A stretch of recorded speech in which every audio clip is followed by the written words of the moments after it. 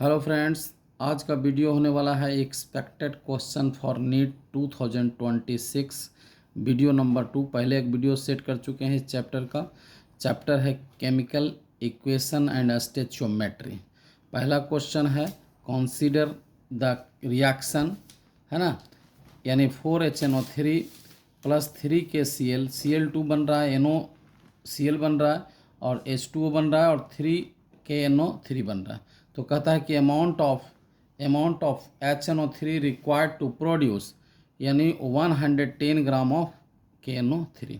तो सबसे पहले क्या करेंगे कि हमको जो दिया हुआ है ना, दिया हुआ है KNO3 का अमाउंट दिया हुआ है ना, और अमाउंट ऑफ HNO3 जो होगा रिक्वायर्ड चाहिए। तो ये 4 मोल HNO3 है और 3 मोल ऑफ KNO3 है ना। तो लिखेंगे 3 mole of KNO3 equivalent to 4 mole of HNO3। इसको मास में कन्वर्ट कर लेंगे, यानी 3 into 101 gram of KNO3 equivalent to 4 into 63 gram of HNO3।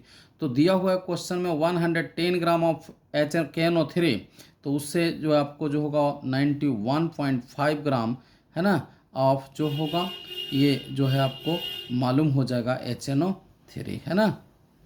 दूसरा क्वेश्चन है कहता है कि zinc react with HCl to give H2 ZnCl2। The volume of hydrogen gas produce at STP from the reaction of 11.5 gram of zinc with excess of HCl। मतलब HCl excess है तो limiting reagent का झंझट नहीं है, ठीक है।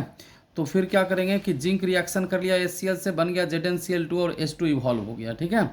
अब क्वेश्चन में आपको दिया हुआ है ना, क्वेश्चन में जो होगा आपको जो होगा एक्सेस ऑफ HCl दिया हुआ है 11.5 जो होगा ग्राम ऑफ Zn है, यानी जिंक को आप मास में कन्वर्ट कर लेंगे, यानी 1 into 65.5 gram of Zn equivalent to 1 into 2 gram of H2, है ना। तो जो क्वेश्चन में दिया हुआ है 11.5 ग्राम ऑफ Zn, तो उससे आपको जो होगा निकल गया 0.35 ग्राम ऑफ H2, है ना। तो मोल ऑफ H2 निकाल लेंगे, इसके मोलर मास से आप डिवाइड कर देंगे 0.35 डिवाइडेड बाई 2, ये जो होगा मोल ऑफ H2 निकल गया 0.175।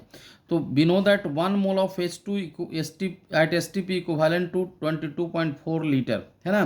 तो 0.175 में आपको मल्टीप्लाई कर देंगे 22.4 इंटू 0.175, तो ये आ जाएगा 3.92 लीटर एट STP, ठीक है।